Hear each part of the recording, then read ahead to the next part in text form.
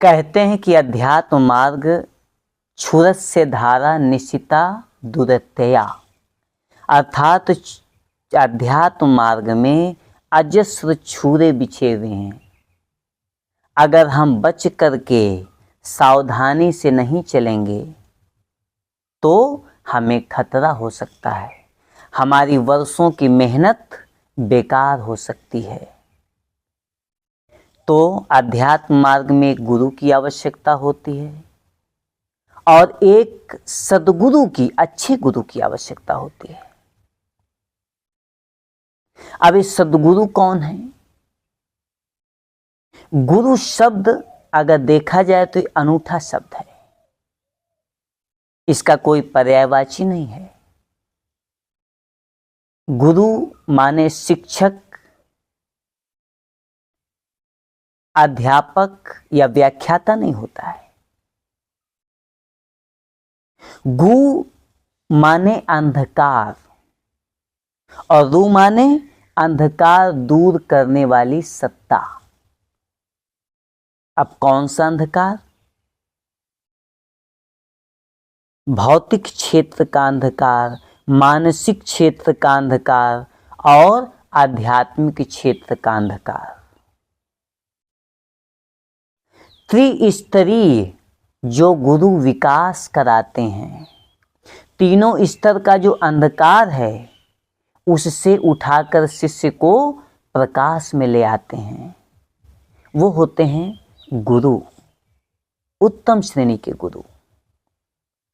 गुरु के संदर्भ में कहा गया है कि गुरु भी कई प्रकार के होते हैं। एक होते हैं अधम श्रेणी के गुरु, क्योंकि आजकल भारत देश में जगह जगह गुरु हो गए हैं। कहीं भी किसी गांव पंचायत में, ब्लॉक में जाएंगे तो कहीं ना कहीं कोई ना कोई गुरु मिल जाएगा। तो पहले जानना है कि गुरु, वास्तविक गुरु आखिर होते कौन हैं, उन्हें हम पहचानेंगे कैसे?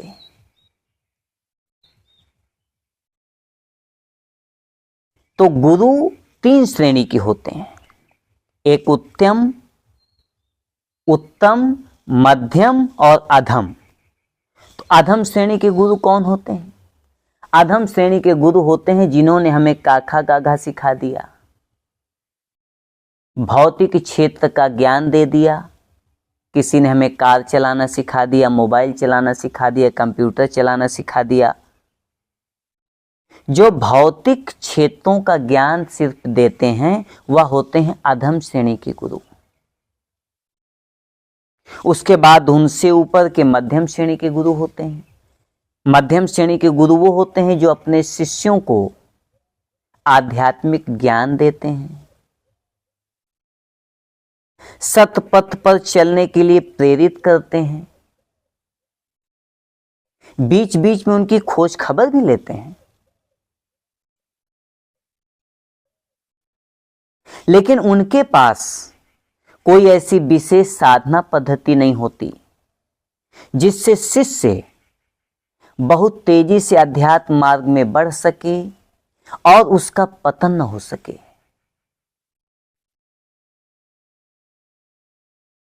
ये होते हैं मध्यम श्रेणी के गुरु। और तीसरे होते हैं उत्तम श्रेणी के गुरु। उत्तम श्रेणी के गुरु के संदर्भ में कहा गया है, गुरुदेव श्री श्री आनंद मूर्ति जी ने आनंद सूत्र में कहा है कि ब्रह्मैव गुरुरेकः नापरः, अर्थात ब्रह्म के सिवा दूसरा कोई भी उत्तम श्रेणी का गुरु अर्थात सद्गुरु नहीं हो सकता है, क्योंकि उन्हीं में वह योग्यता है, क्योंकि वो महाकौल हैं।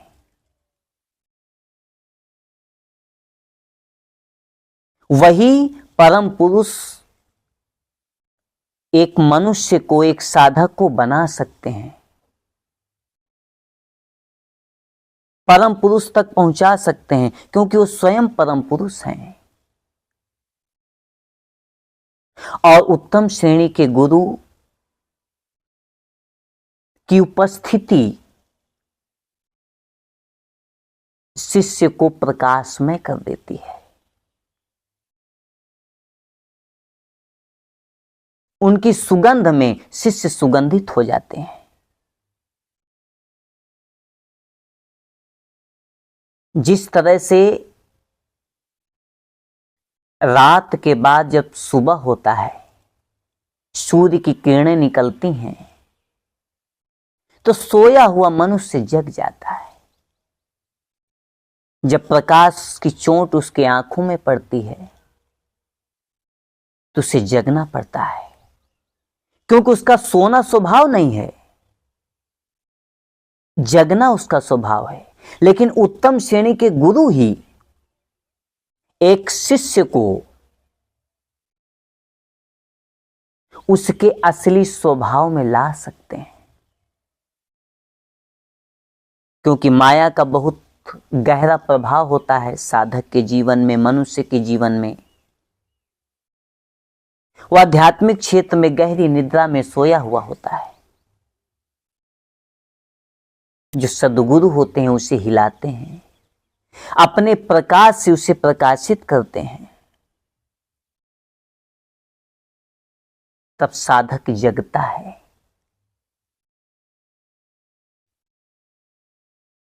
और परम पुरुष की ओर चलना शुरू करता है। अगर गुरु ठीक नहीं हुए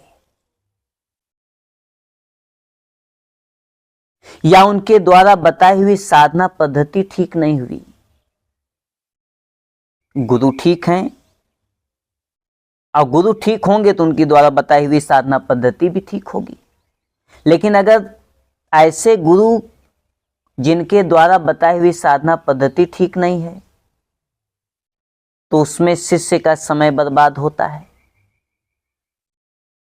और अगर गुरु ठीक है, उनकी साधना पद्धति भी ठीक है,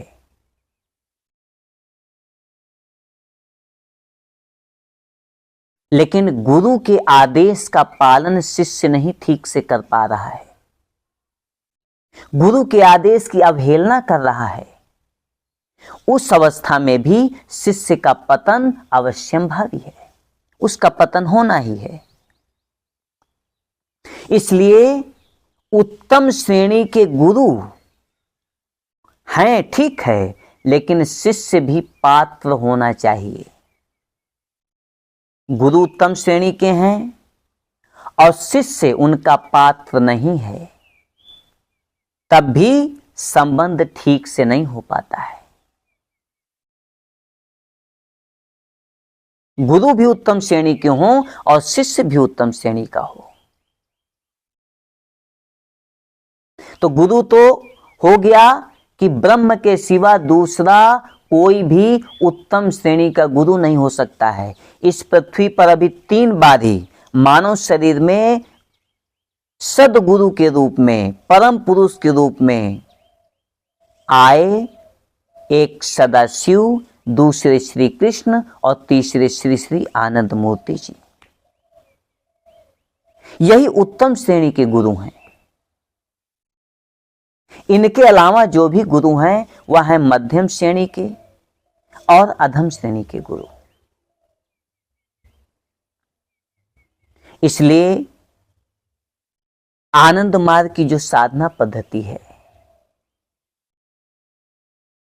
ऐसी साधना पद्धति पृथ्वी में कहीं पर भी नहीं मिलेगी, क्योंकि जो सदाशिव ने साधना पद्धति दी, उसी साधना पद्धति को भगवान श्री कृष्ण ने दिया और सरल ढंग से समझाकर।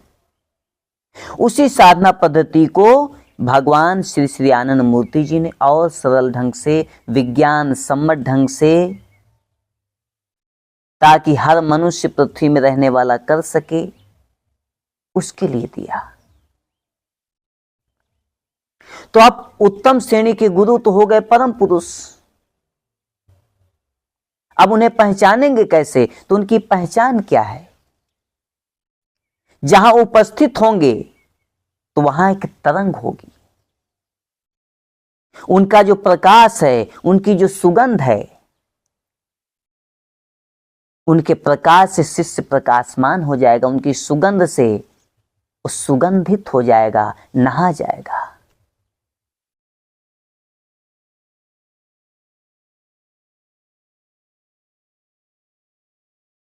उनकी पहचान होती है कि जब भी उत्तम श्रेणी के गुरु आएंगे मानव शरीर में, तो अधर्म के खिलाफ संघर्ष करने के लिए एक अस्त्र लेकर आएंगे और जगत के कल्याण के लिए एक महामंत्र देंगे, अष्टाक्षरी सिद्ध महामंत्र, और साधना पद्धति देंगे उत्तम श्रेणी की।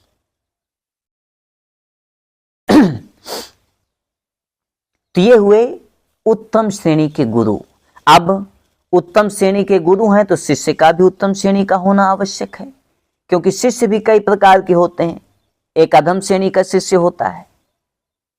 अधम श्रेणी के शिष्य की अवस्था वो होती है, मैं सिर्फ उन शिष्यों की बात कर रहा हूं जो आध्यात्मिक हैं, जो अध्यात्म मार्ग में आगे चलना चाहते हैं। बाकी जो भीड़ है जिसे अध्यात्म से कोई मतलब नहीं है, मनुष्य जीवन मिला है लेकिन वो मानव है नहीं, मानव शरीर में पशु और राक्षस का जीवन जी रहे हैं, उनकी बात नहीं।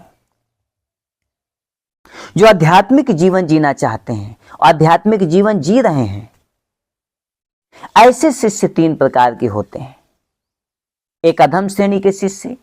अधम श्रेणी के शिष्य की अवस्था होती है अधोमुखी कुंभ की तरह, जैसे एक समुद्र में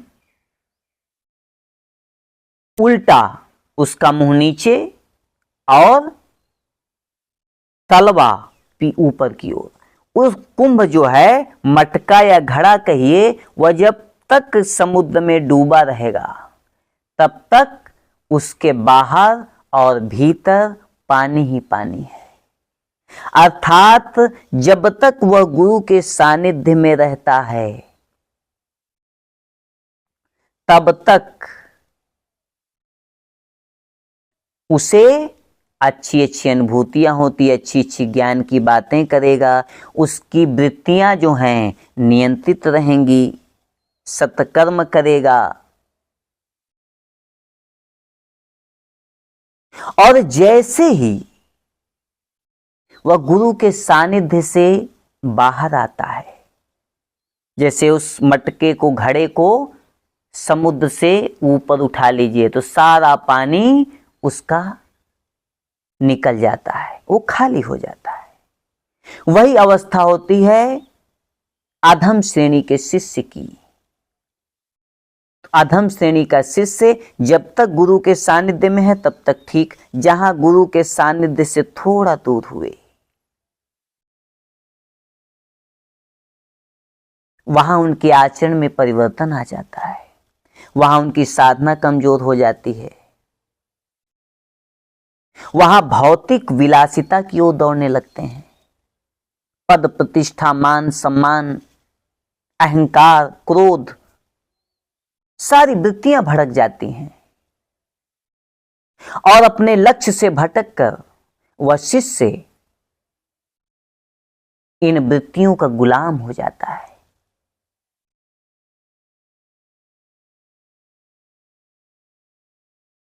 उसके बाद अधम श्रेणी के बाद होते हैं मध्यम श्रेणी के शिष्य। मध्यम श्रेणी के शिष्य की अवस्था उत्संगी बेर की तरह कह सकते हैं, बदरी। जैसे बेर के पेड़ में चढ़कर कोई मीठे सुस्वादु बेर संग्रह करता है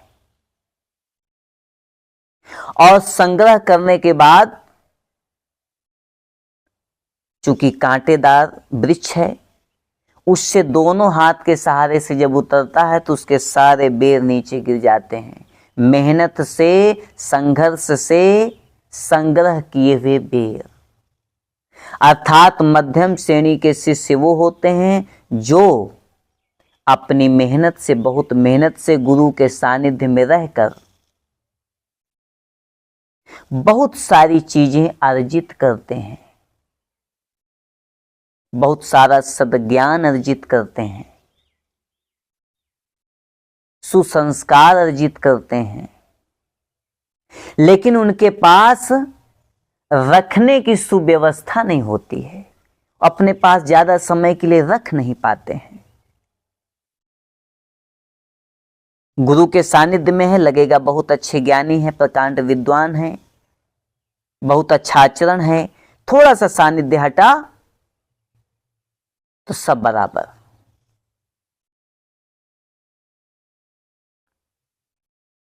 उसके बाद जो उत्तम श्रेणी के शिष्य होते हैं, उत्तम श्रेणी के शिष्य की अवस्था होती है ऊर्ध्वमुखी घड़े की तरह। अब उसे समुद्र में डुबोएंगे तो क्या होगा, उसके बाहर भी पानी, भीतर भी पानी, और उसके बाद समुद्र से निकाल लेंगे तब भी वो पानी से लबालब भरा रहेगा। अर्थात जब तक वो गुरु के सानिध्य में रहेंगे तब तक ज्ञान से, सुसंस्कार से, ध्यान से, साधना से भरे हुए रहेंगे, ध्यान से भरे हुए रहेंगे।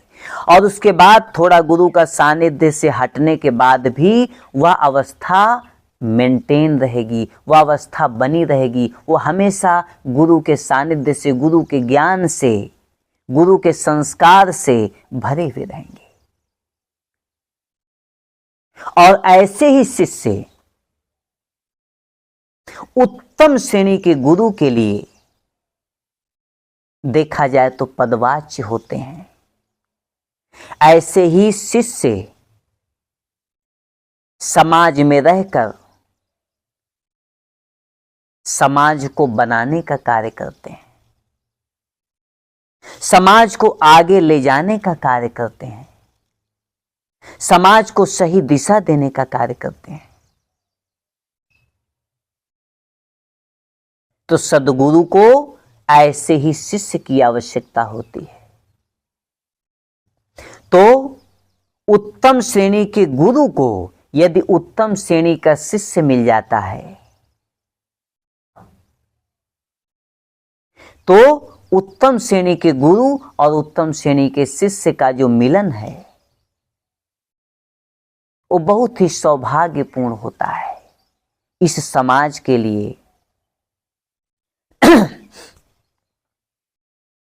क्योंकि वह शिष्य हमेशा गुरु की कृपा से लबालब भरा रहता है, उसकी कभी अधोगति नहीं होती। कोई अवस्था आ जाए वह हर अवस्था में एक समान रहता है।